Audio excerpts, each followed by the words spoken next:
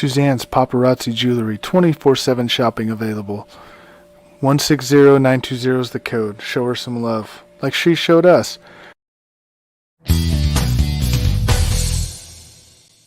K&A Custom Crafts on Facebook. Hi, everyone. Welcome to another episode of Whatever on Wednesday. Tonight I have a special guest, a celebrity, in fact. I have WDAM 7's ace reporter, Will Polston. Hi, Will. Welcome to the program. Hey. A pleasure to finally be here. I mean, I see it enough. I figured I might as well hop on as well. You could be my biggest name guest star, so this is an exciting night. We'll see. We're going for ratings. Oh, and content. The content's always top notch with Will here. So tell us a little bit about yourself. I'm interested to know, first of all, you were out on the front lines of Hurricane Ida, which must have been interesting. I believe it was your first extreme weather event, and it's something that we all seen. Twister. I've seen numerous disasters in New York. I'm very familiar with disasters, and I know the stress that comes with it as a professional. But in some sense, you are a professional, and you're expected to respond to that type of event. But I don't know. Did you ever think it would actually happen? How did you handle it, and how did it come about? What did you think when you first got the assignment? Whenever I first came out to Mississippi, I really didn't think anything about hurricanes. I spent 12 years in Florida, went to college out in Florida, basically grew up in Tampa. And my whole 12 years I was there, I mean, sure, we saw some hurricanes, but at least in my area, we never really got hit too hard. And here I am, I finally move out of Florida. And the first thing that I really run into is an extreme weather event, and especially a hurricane. And I was thinking, I thought I got away from all this, And so that was a weird start. But to get the assignment, whenever we first found out that Ida was starting to make its track towards Mississippi, and as the days went on, it started to get more real, and you really start to realize, okay, this is going to be an all hands on deck kind of situation. We're going to be in the front lines. We're going to be there. Luckily we're a bit north. We're still in southern Mississippi, but by the time it reached us, it definitely had slowed down a little bit as a storm. But we definitely didn't get the brunt of the storm, which is good. But it was a very serious and very impactful storm, and it was definitely, there were times wherever you're sitting there thinking, like, holy crap, I'm out here. I'm out here in the pouring rain trying to get a shot, or I'm out here just standing, getting just pummeled, and I'm soaked, and it is what it is. But it's great to be able to give that information to everybody, and to know that you're just doing it to keep everybody else safe. I've seen it multiple times on the internet, or even watching hurricane coverage from Tampa. And I never really thought I'd be the guy, but it finally happened, and it was an experience, to say the least. There were some pros, there were some cons on both sides of the coin, but it was definitely a very unique experience. I have yet to have anything like it, for sure. Well, I watched some of your coverage, and I was impressed with it. I think you brought some levity to it in some respects. You had the towel over your head. And of course, it was a serious event, but I think people are looking for some sort of solace during that time, and laughter is always a great source of that. And you're a very funny guy, and you're always great at that.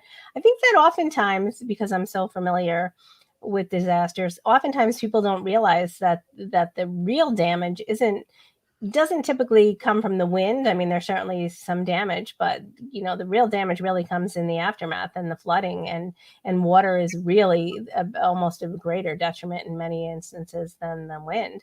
And you were out there in the rain, and it's a very powerful force. I mean, were you ever frightened? I would say no. I mean, there were some times whenever I was driving around in it afterwards to where, so Ida wasn't really supposed to impact our area till around 7 a.m. on Monday morning. And the thing about this is that you want to get into position. You want to be there early and often. You want to be there ready to go just in case something is to happen. So we were in position where we were going to be manning our stations at 7 p.m. the night before. And it was a complete overnight, complete 24/7 coverage to where we had to just keep an eye on the storm just in case anything were to happen, any reports, anything were to come in.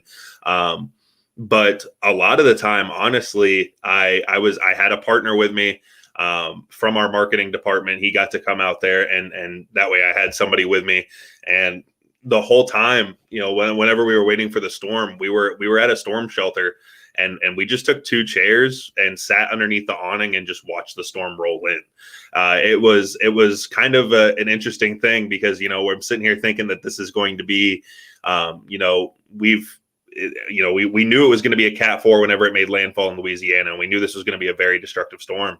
And it's kind of crazy to think that all we did was just kind of sit there and wait it out outside. And we were sitting there, we had 60, 70 people in the shelter right here behind us, and we're just outside waiting for it. And people were coming out there talking to us like we were crazy, but we were just sitting there watching the rain, and honestly, I was just trying to be ready just in case the rain picked up or the weather, whatever the case may be. If some band came through and we were starting to get really severe weather, our managers told us to be ready at any time to go for a hit. So I was out there and just waiting for something to happen, and nothing really got too intense until about 7, 8 o'clock in the morning, and that's when the rainfall and that's when the wind started picking up real good.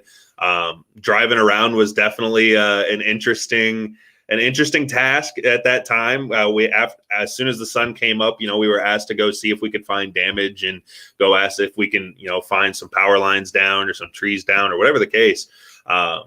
And so we were going through, but luckily most of the roads were pretty clear. A lot of people, took our advice, didn't really go out, didn't travel too much.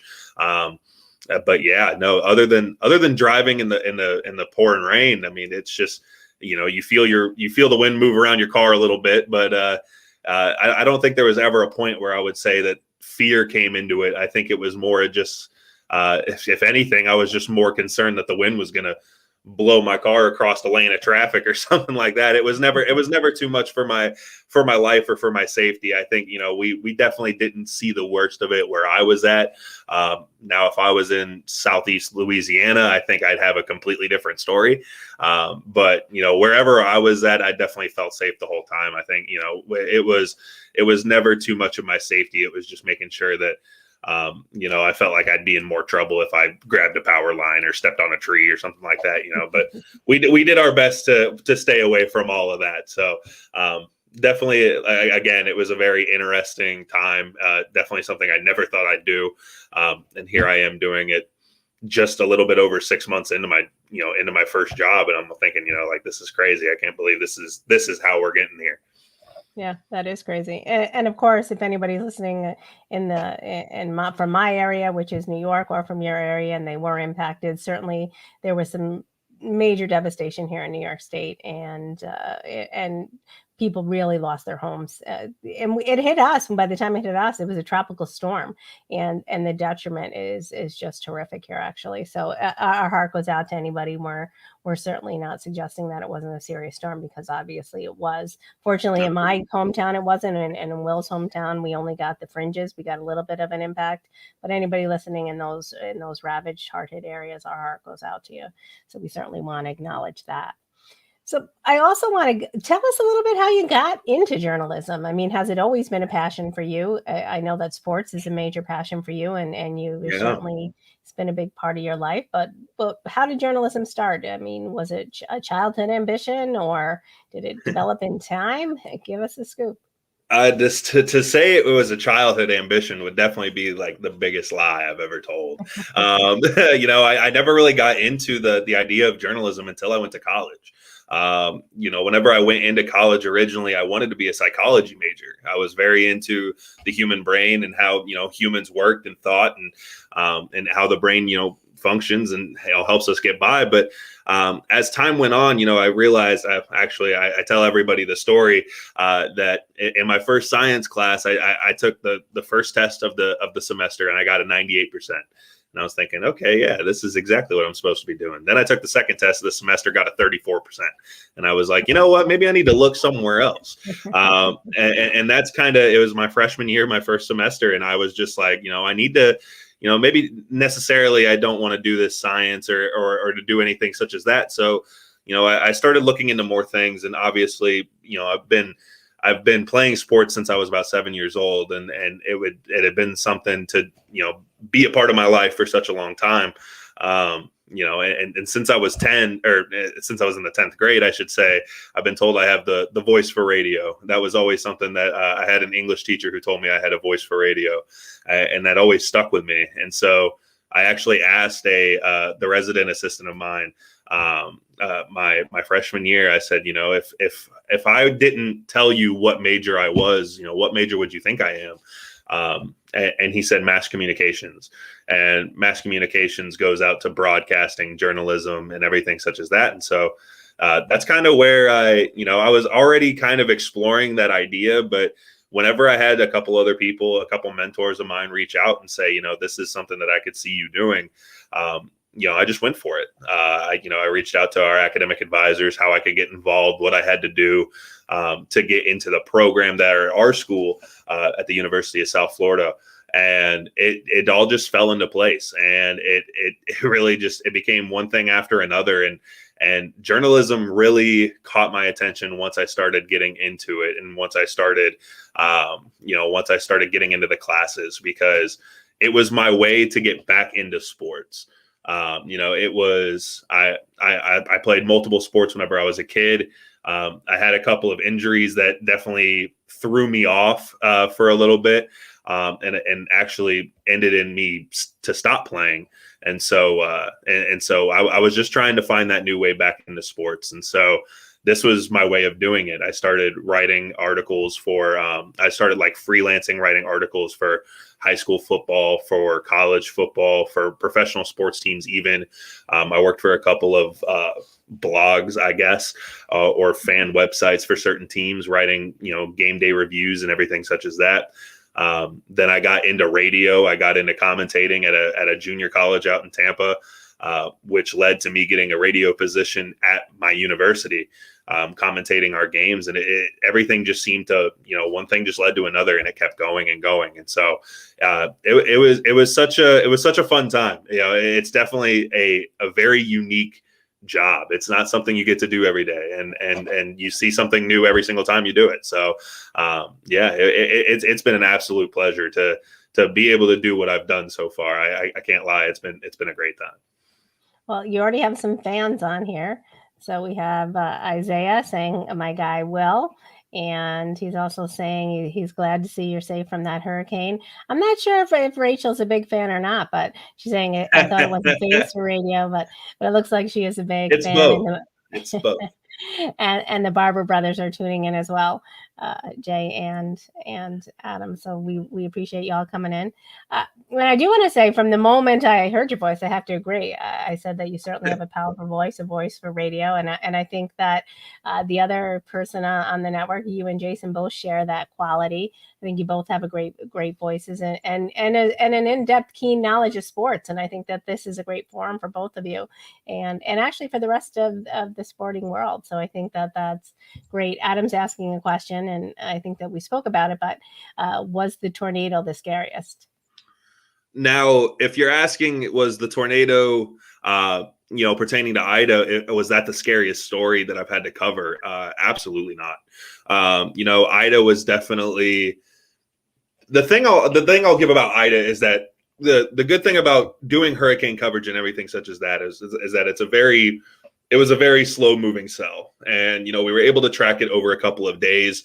We knew we were going to have to cover Ida almost a week or two in advance, just from watching the storm track. It was something that our team already knew. We had sat down, we had this conversation, like, this is coming. This is going to hit us. This is going to be in our general area. This is something that we know we're going to have to cover. And so it was something that had been on the back of our minds for a while as a team out in WDAM. Definitely not the scariest. Some stories just kind of pop up out of nowhere.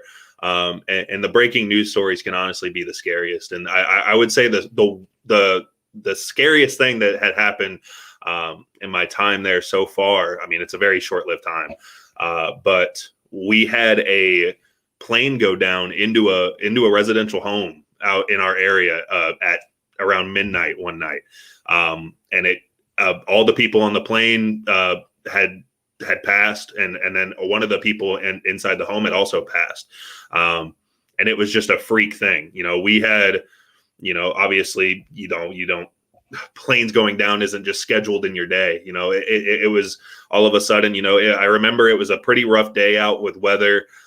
It had finally kind of calmed down as we went into the night, but it was still raining. It was still thundering here and there.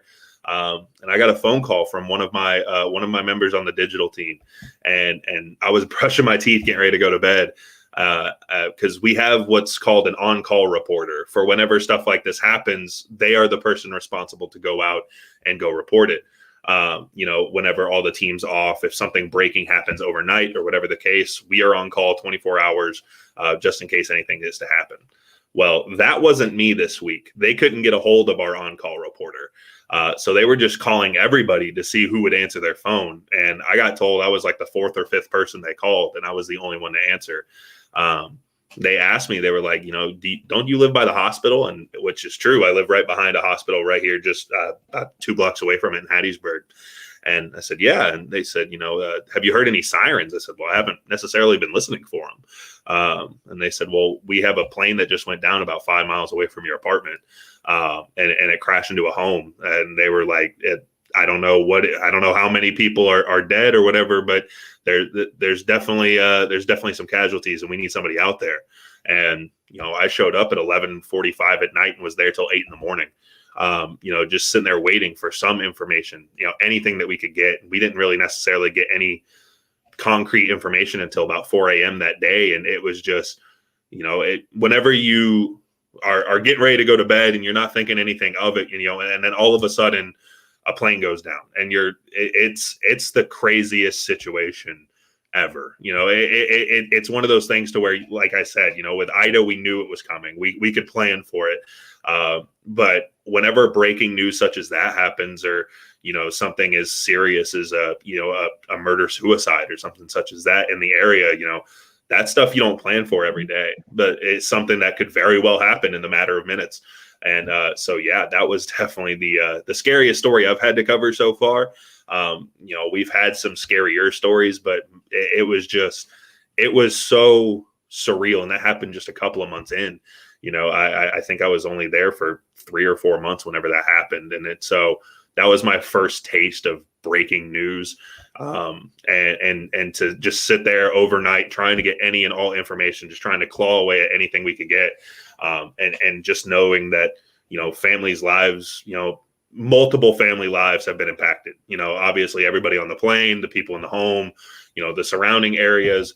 Obviously now there's jet fuel all over the community and everything. So it's just, it's terrifying to know that, you're trying to get all that information out. But yeah, I would say that's probably been the scariest one so far. And Adam, as a follow-up question, I was going to ask something very similar. So Adam's saying, is it hard to mentally prepare for stuff like that? But not only that, is it hard to keep your composure? Because obviously there are going to be distraught people there in some of those instances if they know that their family members are in peril or are potentially deceased. I mean, that's really difficult especially for, I don't know if the viewers realize just how young you are. I mean, you're very successful, but you're also a very young man. And I don't know when you want to shout out your age, but I think it really puts it puts the stories in a much different perspective. You're not a seasoned, 20-year veteran. You're right. A young man directly out of college and in your early 20s. And I think that lends itself, you're not used to that kind of lifestyle and nobody is really, even at any age. It'd be difficult to go out there, but certainly as a young person. I mean, what do you think of those two things? Are you mentally prepared, and is it hard to keep your composure? Yeah, the 20-year veteran would be great, but I'm hardly a 20-year veteran at life in general. For anybody watching who doesn't know, I'm 23 years old. Just very recently turned 23 as well.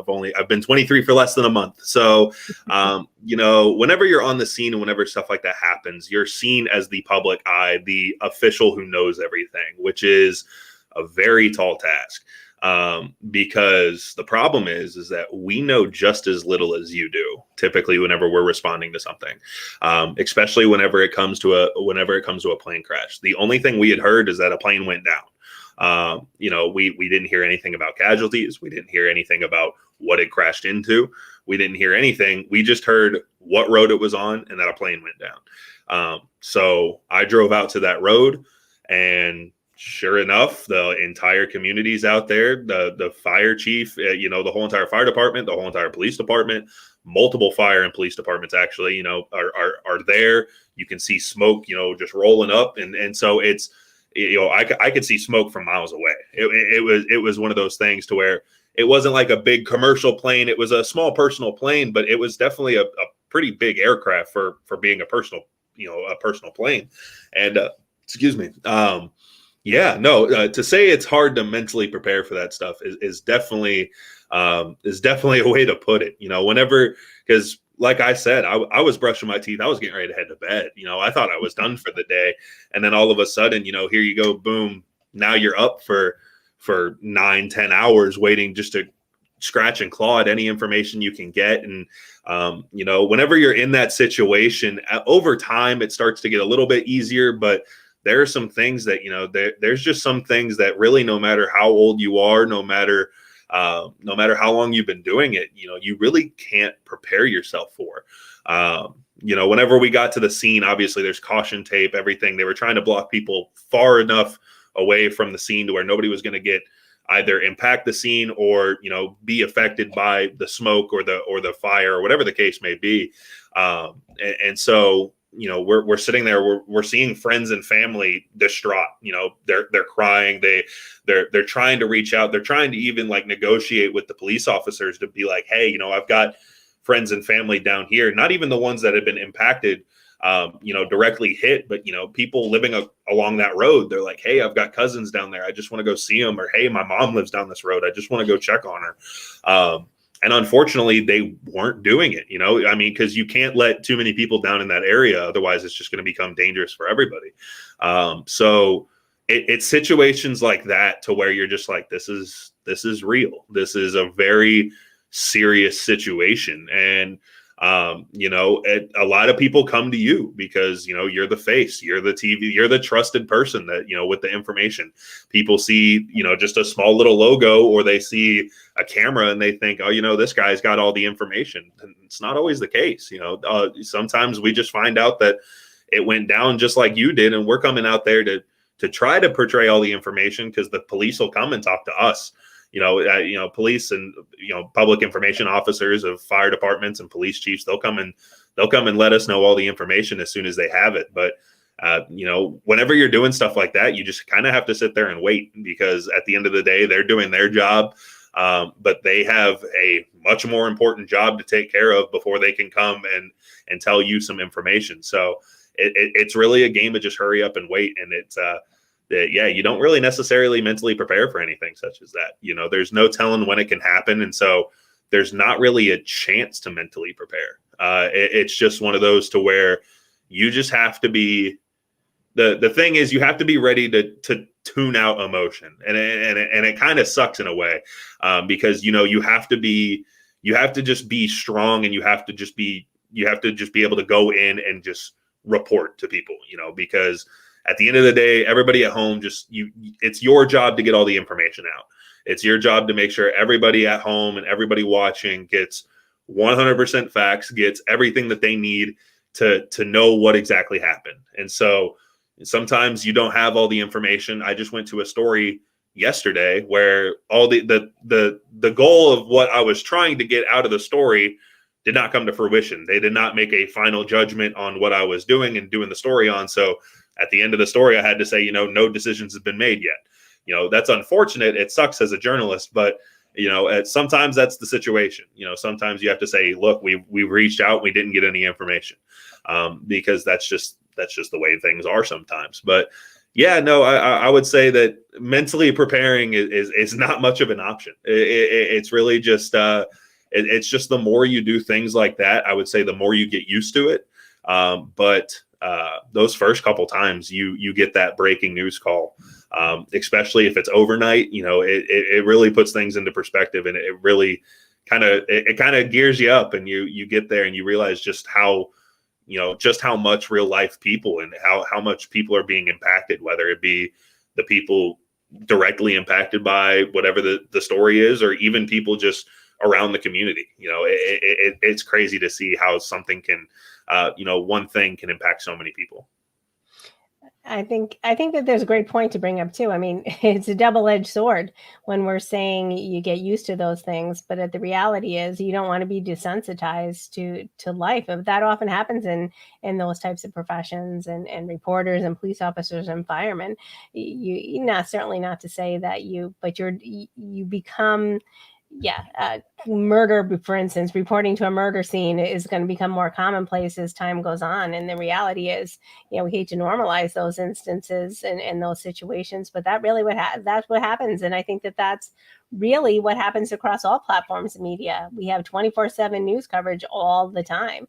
And I think that that's in some ways, journalism has two components, right? We want information, but at the same time, we're so exposed to it that, I think that society has become exactly that, less sensitive to instances of violence. I mean, do you see that? I mean, you're from a small town and you don't have that type of scenario, but is your ambition I assume it is, or maybe not. What is your ambition? Do you hope to go to a big network someday and be on the front lines or an anchor? What's in the future for Will Polston? Ultimately, that's a great question. I mean, I'm still in my first job, so definitely still have a lot of room to grow and everything. When I first got into reporting, I really didn't know if I even necessarily wanted to do that. I didn't necessarily know if I wanted to report. And the more I got into it, whenever you go and you cover a breaking news story, and you realize how well you did in staying composed and getting the information out, or whenever you go and do a story and things just work out, you get your right shots, your interviews, they give you amazing sound bites, and you just be able to portray a story so much better than you think you were able to. Sometimes it's stuff like that makes you just realize that, like, this is a great job. This is an amazing opportunity to be able to tell somebody's story and be able to get it out there for everybody else to hear. It's truly rewarding whenever it comes to that. Now there are definitely some cons to the system. I'll give it that. And there's definitely a lot of people whose opinions are out there, and that's kind of the biggest downfall, is that people are gonna let their opinions be heard, no matter what your story is about. If people don't agree, you're gonna hear about it, which is it kind of puts it takes a toll on you. That's probably the thing that takes a toll on you the hardest on a daily life. If you learn to tune it out, it's not as bad. But it's definitely something that sometimes you'll just hear about all the time. And but my one thing is that I would love to teach people. I would love to be able to, I've talked about this with multiple people, that I'd love to be able to go back to school and get a degree where I can teach and teach kids coming up, how to go about reporting, how to go about, whether it be radio, whether it be television, whether it be podcasting, whatever you'd like to do, and be able to really help out kids that want to get into this field, because media is such a competitive field, and I don't think people understand just how competitive it is. There's thousands of stations across the nation, but if you aren't competent enough in certain skills, it doesn't matter how many positions there are, you're not going to get it. And so you have to be a certain type of person, whether it comes to storytelling, when it comes to being able to work a camera, when it comes to, writing a story, typing one out, and then verbally doing it as well. There's a lot more that goes into it than just writing a web story, especially in smaller markets like this. And a lot of bigger markets or bigger stations, a lot of people have, a lot of reporters such as myself will have photogs or photographers that walk around with them, and they do 2-man crews. That's not the case in a lot of small markets. And a lot of people don't know this, but whenever I'm out at a scene, any camera work, anything that's done, even whenever I'm going live in most situations, I'm my own cameraman. I have to set up a camera to get it to focus on me. I have to get me in the position that I need to be in. I have to figure out all of that. And then nobody is manning that camera whenever I'm on the air. I'm out here I'm live from a scene and I'm trying to give information and nobody's back there. I'm just praying it's going well. I'm just waiting for somebody, because we'll have an earpiece in and we're just waiting for somebody to say, cue, or we're waiting for somebody to say stop, or whatever the case may be. I've had a situation where I was sitting there actually about the plane crash. I was at the plane crash site as they cleared out the home. They had to take down the home because it was deemed structurally unstable. They completely cleared out the home. And they were also doing cleanup efforts, trying to get out all the jet fuel out of the grass and everything such as that. Well, in the middle of my shot, my system just crashed. And so, I was in the middle of going through my script, and my producer was like, "Hey, we lost you. Don't worry about it. We had to cut away." And I'm like, "Oh, well, okay." Never mind then.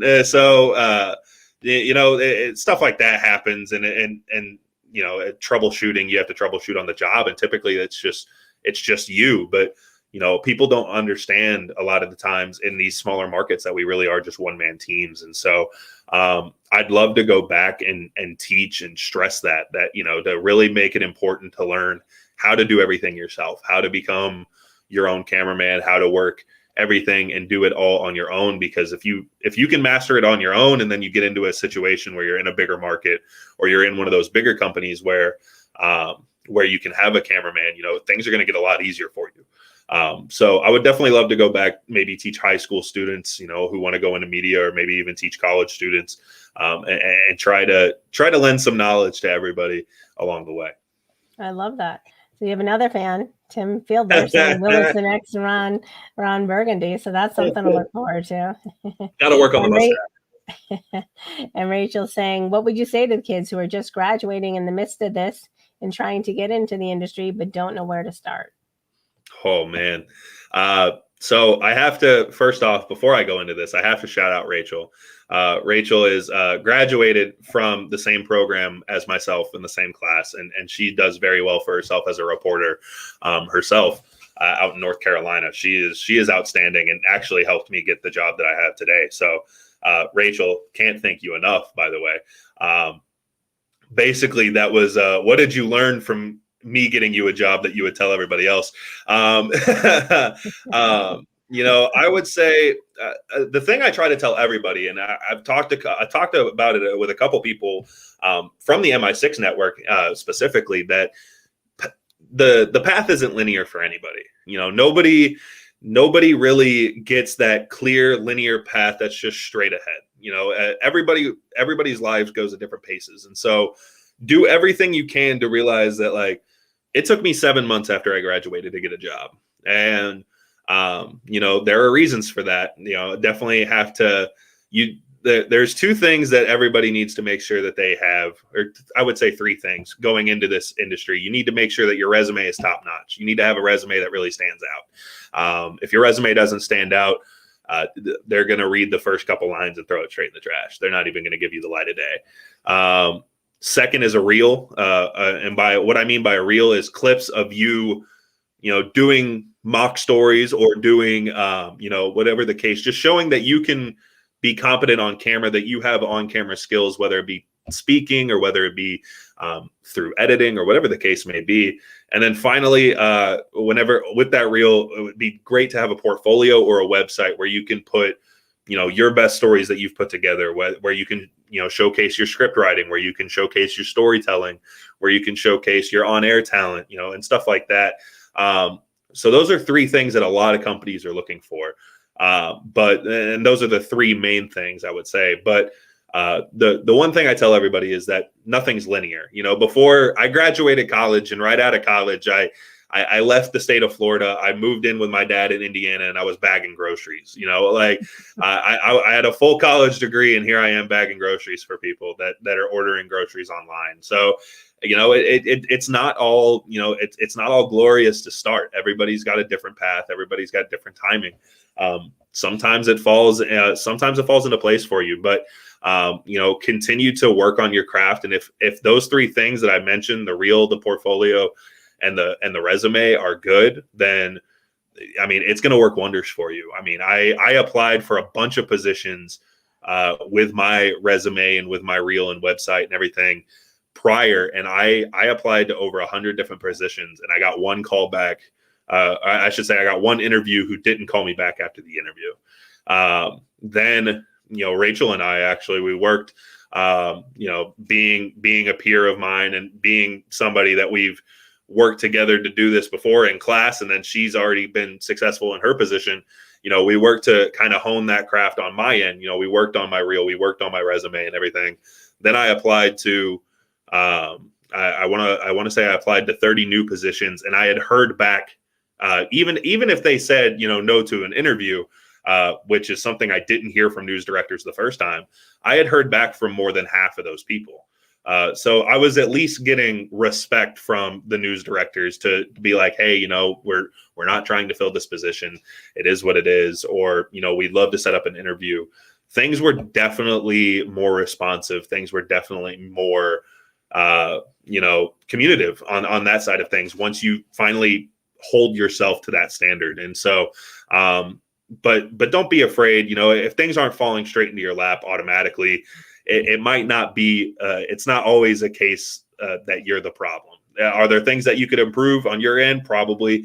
Sure. Definitely want to double check and make sure everything is top notch, as good as it can be. But, don't get caught up just because, other people may have a position right out of college, or just because, somebody is doing something in a situation. Everybody moves at a different pace. So, just definitely do what you can to work on your craft, hone in on what you do best, and try to showcase to everybody how you can be an asset to a team.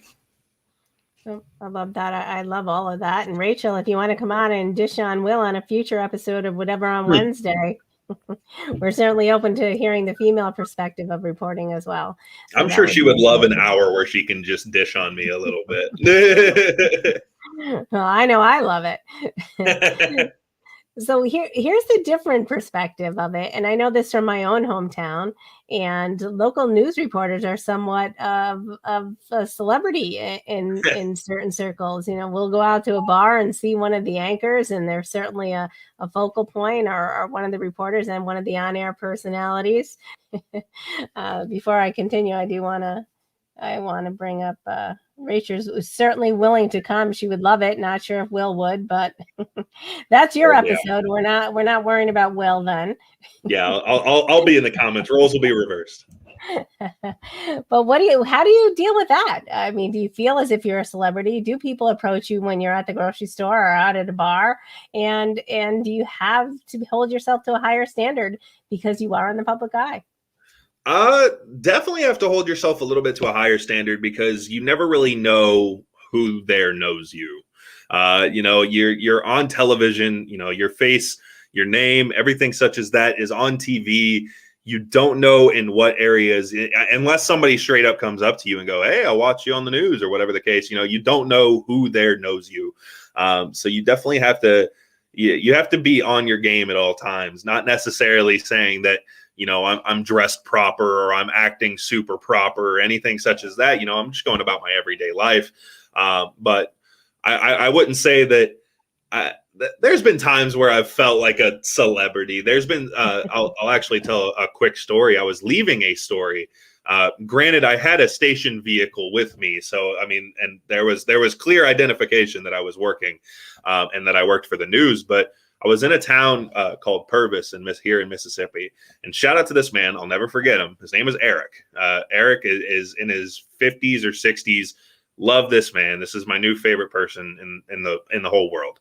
I was leaving a story. I was leaving the courthouse in Purvis, and I heard somebody scream my name. I heard, Will. And I was like, who knows me in Purvis, Mississippi? And I was like looking around, and I turn around, and there's this man in a collared shirt sprinting across traffic with like no regard for human life. And I mean, he pulled his truck over on the side of the road, and he started sprinting over there. And I was like, hey, how's it going? And I'm trying to put my equipment back in my car and everything. And he was just like, I just want to tell you, he's like, I've grown up here. I've been watching this station all my life, and I can't tell you how much I appreciate seeing you on there. Like, you report the way you report, the way you speak, the way you portray stories and everything. He was like, what you do is amazing. And he was like, and I really appreciate what all your hard work and everything. And the thing about a smaller market is that typically once you get your foot into the door, you start to get your feet wet in the industry. Typically you go up to higher markets. And he had even made that comment. He goes, I know all the good ones, they get up and they leave. And he goes, and I already know here in a year or two, you're going to be gone. And he was like, and I hate it, but I love it. He's like, but I'm loving this time where you are here and able to report and cover some information. He goes, dude, you're amazing. You're an asset to this. And I can't thank you enough for everything. And stuff like that, it makes your day. I mean, I started calling all types of friends. I'm like, you wouldn't believe what just happened. I never thought that some dude would halt traffic. He completely put brakes on his day, pulled over, wife in the car and everything, sprinted across traffic. And here I am. I'm just trying to leave a story. I wasn't doing anything in particular. I was just packing my car up, and somebody just recognized me just walking by, and stuff like that's cool. But I mean, it's not as frequent as one may think. I don't know if it's necessarily because either people don't recognize me or it's people just respecting my space. Obviously now there's COVID times. I mean, if you cough, if you sneeze, it doesn't matter. People want to avoid people like the plague in general. But I've had a couple of situations where people have come up to me and they've said some stuff either regarding a story or regarding, just my work in general. The coolest thing about it, I will say, we all have counties in which we're in charge of covering. And so shout out to my county. My county's Perry County. It's a very rural area, very, very small town living. And they have a high school there, Perry Central, that has about 200 students in it. 200 to around 300 students in it. And I've done multiple stories on their high school, whether it be they did a solar power project to give power to their cafeteria using solar power. They've also done I did back to school stories with them and everything such as that. And I've been in that environment so many times that whenever I show up, the kids in the hallway will be like, Will or Mr. Paulston or everything. And I'm like, these are high school kids just seeing me, and they recognize me because I'm here so much. And it just cracks me up. I mean, I've even had a couple of high schoolers come up and give me fist bumps and everything. And stuff like that is just awesome. It's really cool, at least for me. A lot of people don't like it. I love it. I love human interaction, especially in these times. People are so afraid to get up and talk to a person or come up and introduce themselves. And so whenever somebody goes out of their way to let you know stuff like that, I mean, it just shows that you're impacting them. It shows that, what you're doing is positively influencing them in a way. And so to be able to do that, to be able to have people come up and be like, I loved your story, or I saw this, you're doing great, or I just love seeing you on my TV, whatever the case, it's amazing. It's so cool. But, it doesn't happen as often as you think, especially for being in a small town. You'd think it happened all the time, but no, it is an every now and then kind of thing. But I think that's kind of what makes it more special. Yeah, I love those stories. But let me ask you this: what happens when you're out in the dating scene? Are women impressed by the fact that you're a reporter? I mean, does it help your game any, or does it hurt you? Are they intimidated, or what's the scoop in that arena? When you work as much as I do, it's just best to stay out of the dating scene. But at least in my situation, I don't think anybody's really been impressed. I mean, at first you get a couple of questions. It's like, what are you doing? Or people are interested. They're like, what story are you working on today? And sometimes I'm like, I don't know. It's completely up to us to find a story. It's not like things are assigned to us, or, sometimes they'll be assigned, but whatever the case, sometimes I just have no idea what I'm doing. So, there's some questions at first, but it's nothing. I don't think anybody's ever been like, he's a reporter. I don't think anybody's really, it doesn't necessarily help the game much. That's still kind of relying on my skills outside of a camera. All right. That's good to know. So what else do you want to talk about? I'd like to talk about, I know we spoke about your sports, and I mean, do you ever have ambitions of being a sports reporter or a sports anchor on the news desk, ESPN? I mean, you certainly are very knowledgeable about sports. You're certainly passionate about that. If you could meld those two passions, reporting and sports, that sounds like an ideal dream. I know you want to be a teacher, but have you ever given that any thought? Oh, absolutely. I would say, being on the radio, being able to, whenever I was in college, my senior year of college, I got to be the voice of our athletic department for our student radio station. And so to be able to commentate football games, baseball games, basketball, whatever the case, and to be able to commentate those games was the most fun I've had doing anything. It felt like I was in my element. I got to talk about sports. I got to talk with coaches and players and everything like that. And things were just falling into place, and everything seemed to be going so well.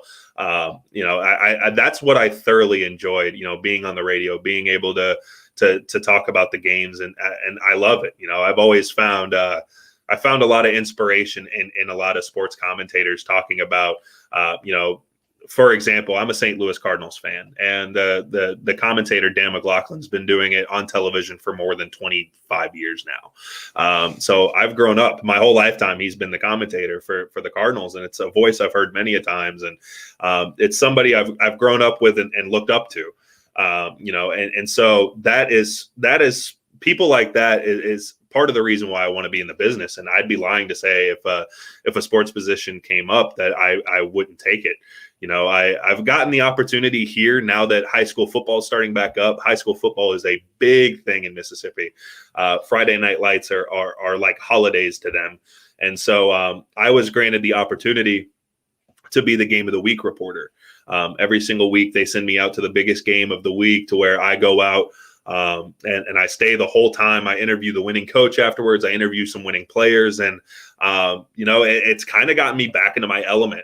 Friday nights for me are a full-blown sports operation. I go in, I may grab a story here and there for the earlier shows, but from 6 o'clock to 11 to midnight, it's all Friday night lights. And so, and it's all just one game. So most games will cover for like 30, 40 seconds. I'm at the game of the week, which gets about a 2.5 minute spot.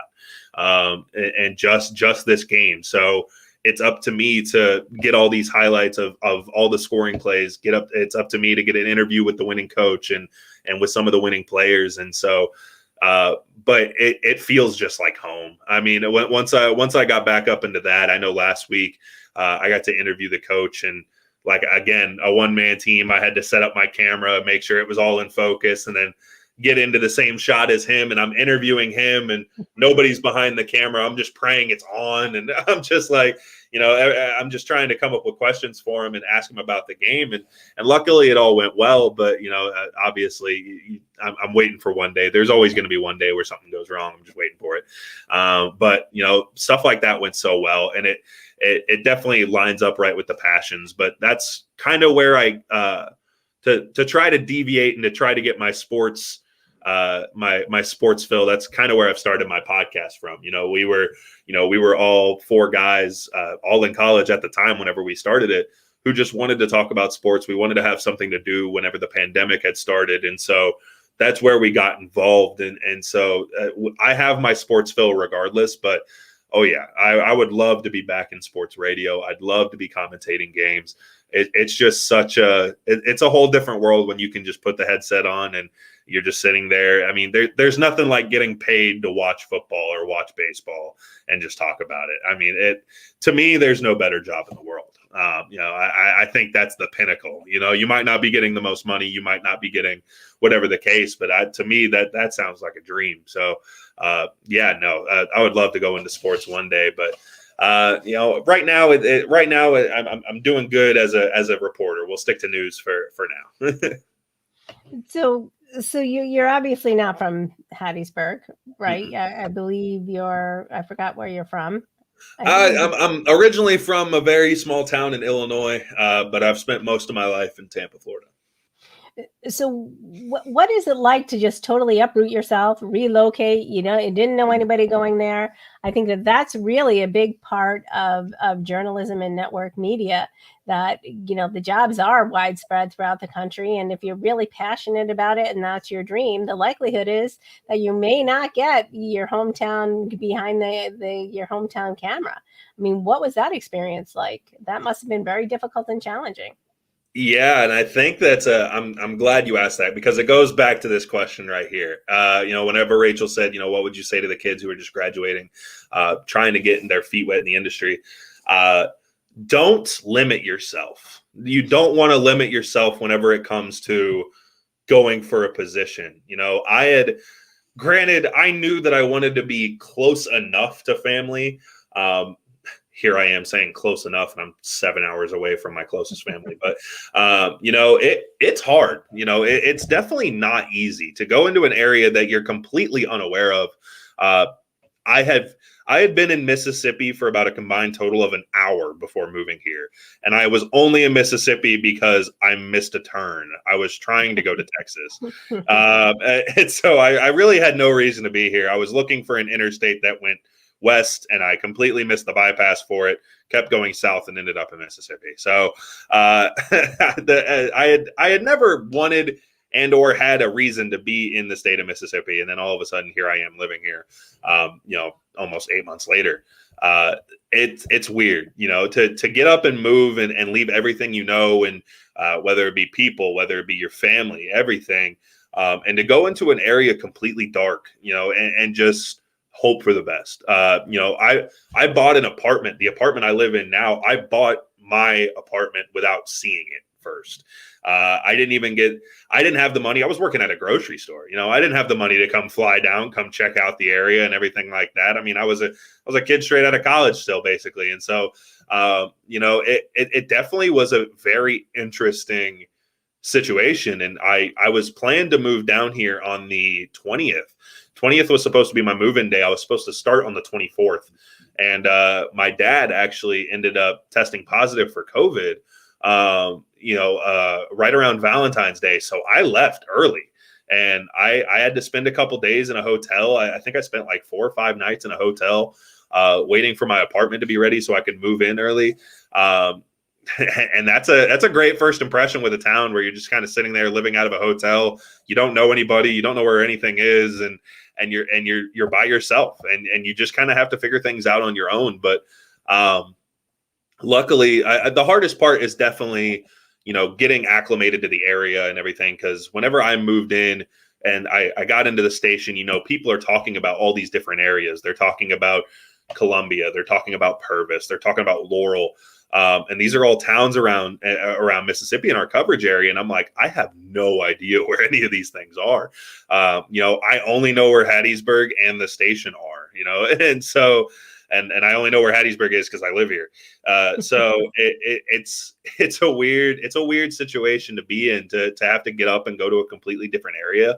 But I think that's just kind of part of it. I think, there's not a station in a lot of areas. You have to go to bigger towns in most situations. Obviously Hattiesburg isn't popping off it's got about 50,000 people, which is a pretty big town for Mississippi. But, out of all the markets in the United States, we're market number 168. So that's not a big market at all.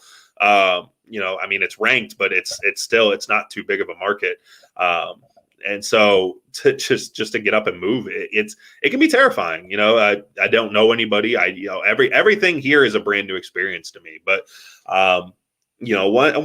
after about a month, you start to get comfortable with the area. You start to realize, you start to realize your shortcuts when you're driving. You're not always going the same way. You're taking back roads and everything. And so, and then obviously, being in this job, you have to go out, you have to find your own stories. You have to go travel the counties and everything such as that. So you really get acclimated quick, especially once you get out in the field and you get to start reporting.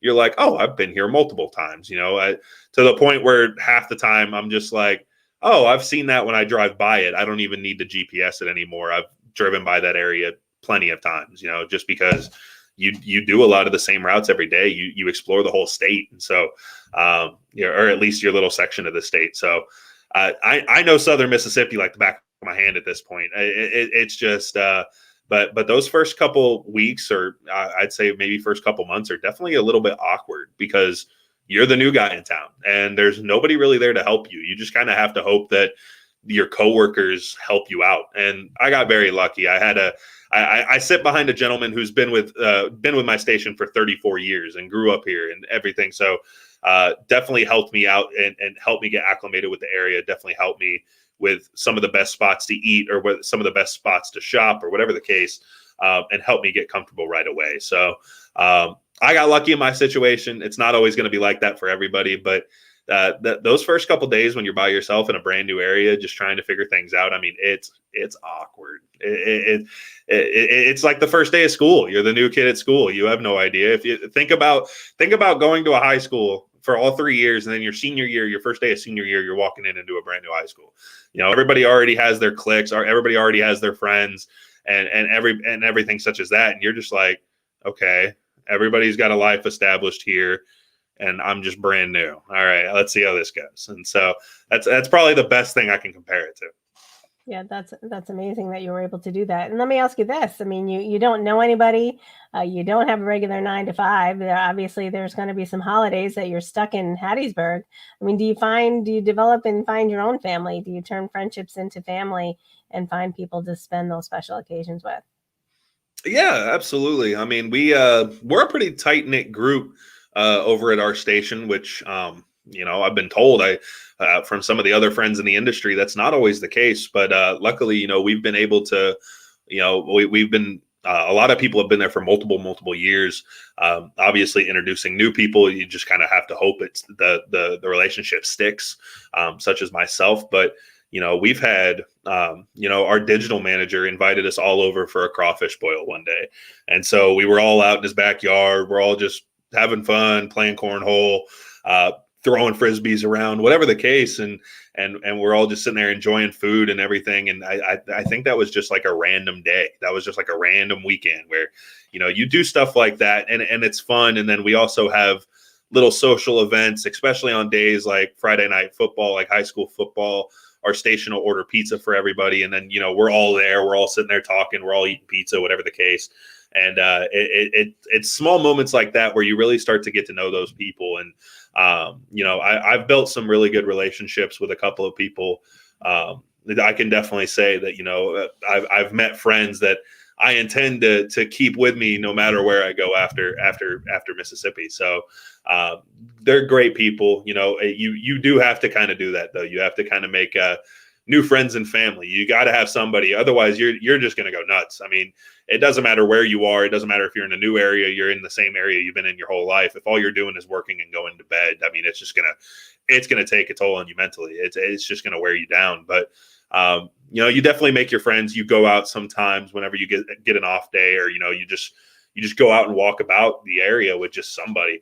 I've even met people on stories that like I go out with afterwards. I've met with people who either, work with churches or work with nonprofits who, they say, hey, let's go grab lunch or something like that. Or, one of the directors of the music programs up here at the college, a very close friend of mine, reaches out to me all the time to go hang out. And so, it's one of the coolest jobs because you meet new people every day. It's a situation in which you're not bound to a desk. You're not bound to, a specific workplace. And it makes it even better that you have to go find your own stories because you really make the most of it. I mean, the job is literally what you make of it. If you want to go out and you want to be a go-getter, then you have that opportunity. If you want to sit and be a hermit, stick to one particular area, you can do that as well. It all depends on what you're comfortable with. But man, I've been as far north as I've been about an hour and a half north of where I'm at right now. And I've been told that I might be going about 3 hours south here next week to go cover some storm damage in Louisiana. That's a potential thing for me that I might be going to do. So, the people you meet and everything like that, it's new faces, it's new opportunities every day. And so it really makes it makes it easy to meet people and to have that interaction, even if you don't know anybody in the area. So that's almost a metaphor for life. It is what you make of it. And I think it's something to be really proud of. You went down there, you built a life during COVID, no less. And Right. and you're really a superstar in my eyes. So it's 8:00. We're down to the last minute. Tell the fans and the viewers how they can find you, where they can learn more about you. If any of the big network executives are tuning in, how do they find Will Polston to sign him up? Yeah, absolutely. I'm sure this will leak and you'll be in hot demand pretty soon. Yeah, absolutely. Everybody can always reach out. If you go onto the website, again, I work for the station WDAM. If you ever go onto their website, we have a little meet the team section where you can go on there. There's a little email emblem where you can click on and go, send a direct email to me if you have any questions. I totally recommend reaching out to my social medias and everything such as that first, though. I'm definitely on there more than anything. I'm on, you can look up Will Polston TV. I've got a Facebook page, which is at Polston TV. I'm on there as well as Twitter. POLSTON, just like it's spelled right there. And then TV, just all one word. And, people can find out there. And if you're watching this and you're an aspiring journalist, like, I'd love to answer questions. If anybody, has questions that they'd like to ask or anything such as that, feel free to reach out. This is definitely a very unique job. And I feel like a lot of people don't understand, the work behind it. And I feel like if people did see what went into the daily aspect of it, people would gain a lot more respect for those news reporters. It's not always an easy job. It's, in fact, most of the time it's not, no matter how easy it seems, but there's a lot more into it, especially in these lower markets where people, where people don't have all the luxuries. You have a limited amount of people, or you have to really dig for stories because it's a quiet town. Not much goes on.